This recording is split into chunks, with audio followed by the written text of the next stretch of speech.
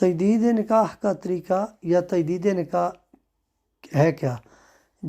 پچھلی ویڈیو میں بتایا جن کاموں سے تجدید ایمان کی ضرورت پڑتی ہے ان ہی کی وجہ سے پھر بندے کو ساتھ ہی جب تجدید ایمان کرنا پڑتا ہے تو اس کے ساتھ پھر بندے کو تجدید نکاح کی بھی ضرورت ہوتی ہے۔ اب تجدید نکاح کا طریقہ کیا ہے کہ بندہ میاں بیوی آمنے سامنے بیٹھ جائیں، ساتھ دو گواہ ہوں، دو بیٹے ہیں یا کوئی بھی گھر کے دو مرد ہیں یا ایک مرد ہے، دو عورتیں ہوں تو یہ گواہ کافی ہیں۔ ان کے سامنے بیٹھ کر کے عورت خامند کو اختیار دے کہ تجھے میں اپنے